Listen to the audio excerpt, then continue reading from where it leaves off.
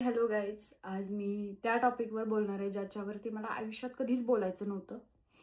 पण आता ठीक आहे, तुम्हा सगळ्यांना त्या गोष्टीबद्दल जाणून घ्यायची आणि ती गोष्ट मी सांगत नाहीये म्हणून माझ्यावरती उगाच काहीतरी टीका करायचं चालू आहे, म्हणून मी हा टॉपिक क्लिअर करते. ह्याच्यानंतर देवाजीनं कधीच माझ्यावर ही वेळ येणार नाही की ह्या टॉपिकवर मी बोलेन. तर म्हणजे ह्या टॉपिकवर बोलायला पण मला खूप भीती वाटत होती. सो मला सिंपती नको आहे कोणाची, ना मी सिंपती गेन करायला आली आहे आणि मला ना गरज आहे. सो म्हणून मला हा टॉपिक कधी काढायचाच नव्हता.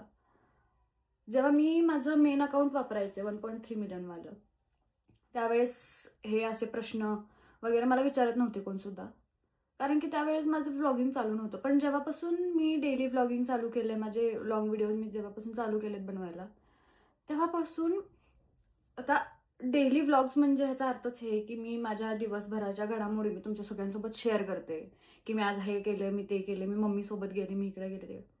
आणि त्याच्यामध्ये मला बऱ्याचशा कमेंट्स येतात, बरेचसे DMs येतात की तुझे वडील कुठे आहेत, तुझे वडील आहेत का, कुठे असतात, तुझ्या व्हिडिओजमध्ये तुझे वडील का नाही दिसत. सो मी क्लिअरली तुम्हाला सांगते की माझे वडील आहेत, पण आमच्यासाठी नाही आहेत. ते त्यांच्या वेगळ्या फॅमिलीसोबत खूप सुखासुखी एकदम आनंदात आयुष्य जगत असतील नसतील, आय डोंट नो. मी तुम्हाला लाईफची शॉर्ट स्टोरी सांगणार आहे, कारण की पूर्ण सुटसुटीत सांगायला मला हे होतं, म्हणून मला घाबरट होत होती हा व्हिडिओ बनवताना. बट इट्स ओके, कधी ना कधी मला हा बनवायचा होता, पण माझ्या डोक्यात नव्हतं की आत्ता हा वेळ येईल बनवायची म्हणून. सो सी जेव्हा मम्मी आणि पप्पांचं लग्न झालं त्याच्यानंतर मी जन्मले, आणि जेव्हा मी 1 दिवसाची होते त्यावेळेस आमचे पप्पा म्हणजे माझे फादर मला सोडून, मला सोडून गेले म्हणजे ऑफ नाही झाले, ते आम्हाला सोडून गेले. आणि त्याचं असं रिझन होतं की मी जेव्हा जन्मले तेव्हा माझ्या घरच्यांना म्हणजे मम्मीला, आईला, मामांना सगळ्यांना कळालं की माझ्या फादरचं ऑलरेडी लग्न झालेलं होतं आणि त्यांना 3 मुलं आहेत, म्हणजे 3 मुली आणि 1 मुलगा आहे. आणि ते एकदम सुखासुखी जगतायत आणि ते जास्त लांब पण नाहीये आमच्यापासून, 1 ते 1.5 तासाच्या अंतरावरती राहतात. सो त्यावेळेस कोणाला म्हणजे ज्यावेळेस लग्न करून दिलं त्यावेळेस हे प्रॉब्लेम्स नव्हते. लग्नानंतर अचानक कळालं. देन मम्मीने एक डिसिजन घेतला की माझी एक मुलगी आहे, मी कशी तिला सांभाळेन. देवाने मला एक स्पेशल चाइल्ड दिले आणि माझी मम्मी मला आत्ताही तेच म्हणते की तू खूप स्पेशल चाइल्ड आहेस माझ्यासाठी, तुझ्यामुळे मी जगले आणि तुझ्यामुळे मला जगायची हिंमत भेटली. सो त्यामुळं आणि मग डिसिजन झाला की वेगळे होते. ते वेगळे झाले आणि ते त्यांच्या आणि माझ्या वडिलांनी लिटरली मम्मीला सोडलं म्हणजे ते गेले आणि ते त्यांच्या फॅमिलीसोबत सुखासुखी राहायला लागले. तिथे राहिला प्रश्न आमचा की आम्ही काय करायचं आता. मी तर एकदम लहान होते, 1-2 दिवसाची. देन मम्मी 3 महिने आम्ही गावाकडे राहिलो. तेव्हापासून आम्ही गावाकडे शिफ्ट आहे, ते म्हणजे नागज. माझ्या मामाचं गाव आहे, म्हणजे माझ्या मम्मीच्या मम्मीचं गाव आहे नागज. तर आम्ही नागजमध्ये शिफ्ट झालो आणि मम्मी मग 3 महिन्यापर्यंत माझ्यासोबत राहिली. 3 महिन्यानंतर तिला काही ना काहीतरी काम करणं गरजेचंच होतं, म्हणून मग ती तिच्या मैत्रिणीकडे कोल्हापूरला गेली. तिथे जॉब वगैरे करायला लागली, कपड्यांच्या दुकानात तिकडं जे काय असेल ते काम. आणि ती तिकडून पैसे पाठवायची इकडे, कारण की गावातली लोक जगू देत नव्हती. लिटरली गावातली लोक तोंडावरच तिच्या म्हणायचे की नवऱ्याने सोडलं, हे ते. खूप खूप जास्त तिने प्रॉब्लेम फेस केले त्या गोष्टीचे. आणि तिला म्हणजे एक सिच्युएशन अशी आली की काहीच नव्हतं. सो हा प्रवास जो माझा होता तो असं नाही आहे की मी आजीकडेच राहिले, मग मी इथंच लहानाची मोठी झाले, माझं बालपण नागजमध्ये गेलं, नाही असं नाहीये. माझं बालपण ऍक्च्युली मी पहिलीपर्यंत म्हणजे अंगणवाडीपर्यंत वगैरे नागजमध्ये होते. 1ली ते 8वीपर्यंत मी हॉस्टेल्स चेंज केले आणि प्रत्येक वर्षाला मी एक हॉस्टेल चेंज करायचे, म्हणजे माझे हॉस्टेल्स चेंज करायचे. का? कारण की एकतर मी खूप वांड होते, कोणाचं ऐकत नव्हते, काय नाही. आणि सेकंड थिंग की घराची अशी परिस्थितीच नव्हती की इथं ठेवून मला तेवढा सांभाळ करायला लागेल. सो हॉस्टेल पण माझं असं नव्हतं की खूप हायफाय जिथं पैसे देऊन हॉस्टेलला ठेवलं जातं असं नव्हतं. मी जे असतात ना आश्रम वगैरे असतात ना, सो 8वीपर्यंत मी त्या आश्रममध्ये वगैरे राहिले. तासगावमध्ये एक तुर्चीमध्ये एक हे आहे, हॉस्टेल आहे जिथं 0 पेमेंटवरती मुलांना शिक्षणाला द्यायला म्हणजे हे करतात. मग तिथं 10वी पर्यंत शाळा होती. मी तिथं गेले, मला तिथं हॉस्टेलला टाकलं आणि तिथं संजय काका होते, ज्यांनी माझा खूप चांगला सांभाळ केला. तिथं काहीच, जेव्हा आता माझ्या बहिणीची मुलं पण तिथे आहेत, पण आता ते हॉस्टेल खूप जास्त चांगलं सुधारले वगैरे, पण ज्यावेळेस मी होते त्यावेळेस तिथं काहीच व्यवस्थित नव्हतं. लिटरली एवढे एवढे खड्डे असायचे खाली आणि एकच ब्लँकेट, एकच बेडशीट, त्याच्यावरतीच तुम्ही काय करायचं ते ऍडजस्ट करायचं आणि लोअरला सगळे होते. देन तिकडून झालं की कवठे महांकाळला टाकलं, जवळजवळच टाकायचं. कवठे महांकाळला टाकलं, तिथं कन्या शाळेमध्ये मी कन्या हॉस्टेलला होते. त्याच्यानंतर मी कोल्हापूरमध्ये पण होते. असे बदलत बदलत मी 8वी पर्यंत शाळा बदलल्या. देन जेव्हा गावाकडे आले आणि त्यावेळेस आम्हाला कोणाचा सपोर्ट नव्हता, ना मामाचा, मामीचा, कोणाचा कोणच नव्हतं. नातेवाईक फक्त बोलायला होते, असं कर, तसं कर, असं झालं तसं नाही. पण ज्या वेळेस आम्हाला खरंच गरज होती की आम्हाला काहीतरी सपोर्ट पाहिजे आणि आता आम्ही खूप खचलोय. इवन माझ्या मम्मीनी सुसाईड पण ट्राय केलं, कारण की लोक तिला एवढे बोलायचे की तुला एक पोरगी आहे. माझ्या मम्मीने माझ्यानंतर ऑपरेशन केलं होतं, सो तिला दुसरं बाळ नको होतं आणि तिला लग्न पण करायचं नव्हतं. सो तिने माझा सांभाळ केला, ऑपरेशन केलं, सगळं झालं. आणि 8वी मध्ये मी नागजमध्ये राहायला आले. मी 1 ते 1.5 वर्ष तिसंगीमध्ये पण राहिली आहे माझ्या आजीच्या भावांकडे. तर 8वीला जेव्हा इथं आले, इथं ॲडमिशन घेतलं शाळेमध्ये आणि हायस्कूल होतं ते, म्हणजे ती सरकारी शाळा होती. तिथं जायचे, वांड होते खूप, रोज भांडण करायचे, हे ते, घरचे पण वैतागले ते मला. जेव्हा फील्डमध्ये मी एंटर केलं तेव्हा मी 12 वर्षाची होते. माहीत पण नव्हतं फील्ड काय आहे, कसं आहे, तर काय करायचं, कसं करायचं. जेव्हा फील्डमध्ये एंटर केलं तेव्हा मी 12 वर्षाची होते आणि पहिला मूवी वगैरे केला. पण एवढ्या वर्षापर्यंत माझ्या वडिलांनी एकदा सुद्धा दखल घेतली नाही की माझी मुलगी आहे, मग ती काय करतीये, मग ती व्यवस्थित आहे का, ती कशी दिसते, ती आता केवढी मोठी झाली असेल, काय नाही. मी खूप प्रयत्न केला, मी खूप रडायचे आधी की मला वडिलांना भेटायचं, ॲटलिस्ट लांबून तरी भेटूयात ना. मी त्यांच्या गावाला जायचे आणि पूर्ण फिरायचे की त्यांचं नाव विचारत कुठं आहेत. पण कधी सापडलेच नाहीत मला आणि ना मी त्यांना कधी बघू शकले. पण मला सगळेजण, माझी आई मला म्हणते की मी सेम वडिलांसारखी दिसते. सो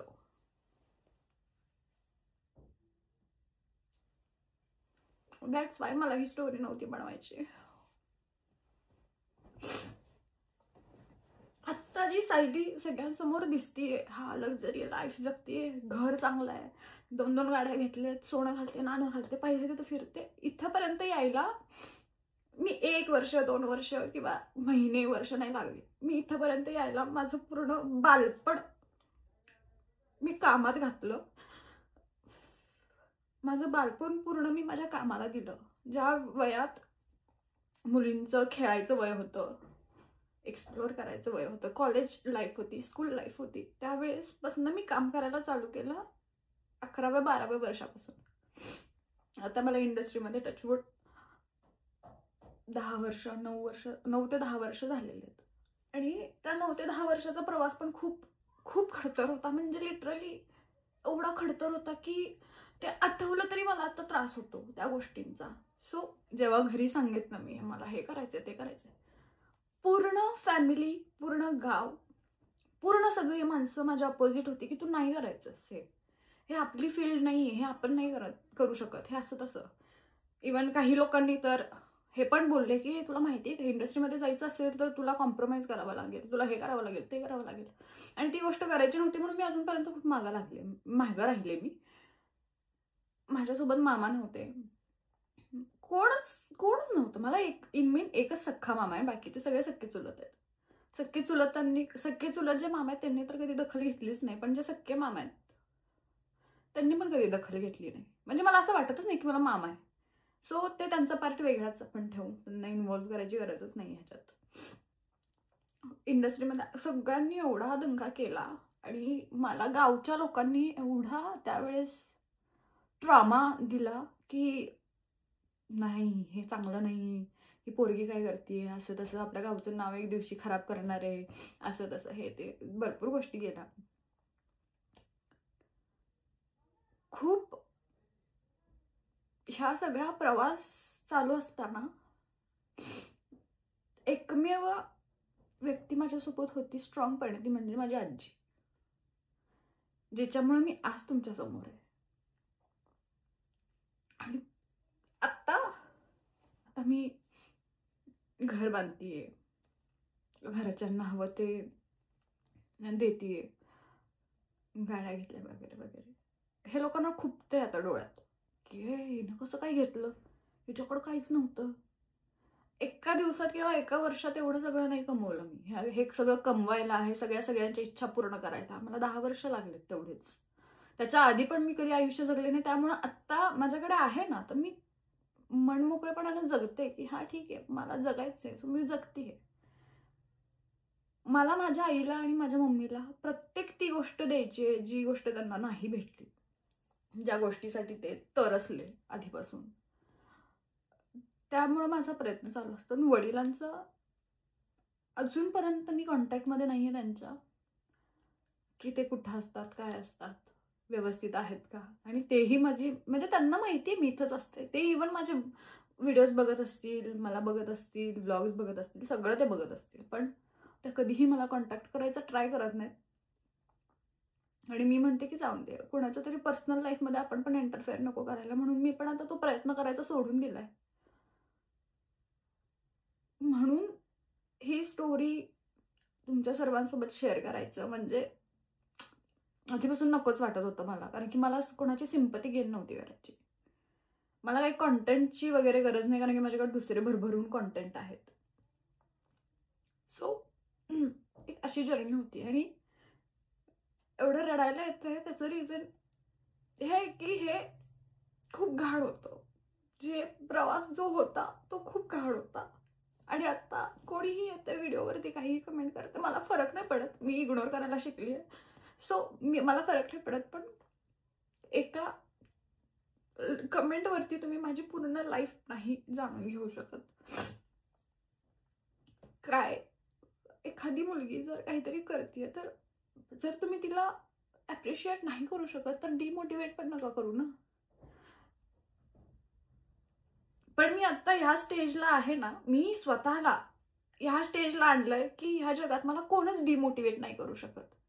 खूप लोकांनी मला इन्फ्लुएन्स केलं, खूप लोकांनी मला डिमोटिवेट केलं, मी त्या सगळ्या लोकांना आयुष्यातनं बाहेर काढलं. सो मी आता इथं ह्या सिच्युएशनला आहे, किंवा मी स्वतःला इथं आणून ठेवलं ना की ह्या सिच्युएशनला मला कोणीही डिमोटिवेट नाही करू शकत, कारण की मी तेवढं तोडलंय स्वतःला, इथंपर्यंत यायला तोडलंय सगळं. सो म्हणून जर फ्युचरमध्ये कधी माझे वडील आलेच माझ्याजवळ, तरी मी त्यांना माझ्या समोरनं जरी गेले तरी मी त्यांना ओळखू शकत नाही, कारण की मी त्यांना बघितलंच नाहीये कधी. तुमच्याकडे जर तुमच्या आई वडील असतील, किंवा तुम्ही जर तुमच्या आई वडिलांसोबत राहत असेल ना, तर खूप आनंदाने राहा.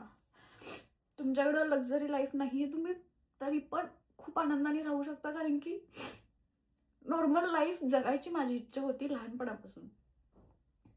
फॅमिली असेल, मी असेल, आई असेल, बाबा असेल, किंवा एखादा बहीण असेल, भाऊ असेल, आजी आजोबा सगळे हवे होते मला, काका काकी मामा सगळे. पण हे स्वप्न माझं स्वप्न राहिलं. पण तुमच्याकडे आहे तर ती गोष्ट जगा आणि जपा. प्लीज कुठल्या व्हिडिओला कमेंट करू नका तुझे वडील कुठं असतात, काय असतात. हे माझं क्लिअरली मी आता तुम्हाला सांगितलं. दिस इज माय लाईफ. हे माझं स्टोरी होती, जे काय होती.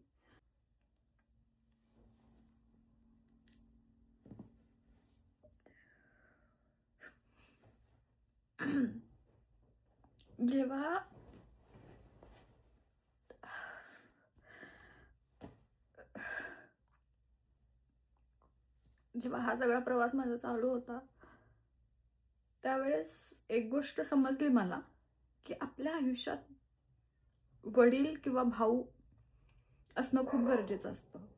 खूप गरजेचं आहे, खूप. जर तुमच्या मागे एका पुरुषाचा हात नाही आहे ना, तर तुम्ही काहीच नाही. आणि तुम्ही कसं समाजाला फेस करणार आहे हे खूप अवघड असतं. सो तुमच्याकडे जे आहे ते खूप खूप प्रेमाने जपून ठेवा. खूप जणांकडे नाही येते आणि माझ्याकडे बाकी सगळ्या गोष्टी आहेत, माझ्याकडे सगळ्या गोष्टी आहेत, फक्त जी गोष्ट मला हवी आहे ना ती गोष्ट नाही आहे.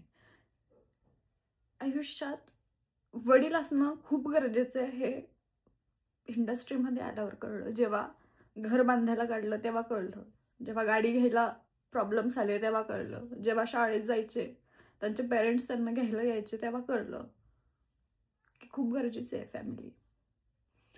सो तुम्ही नेहमी तुमच्या घरच्यांना, आईना, वडिलांना खूप आनंदी ठेवा. बाय.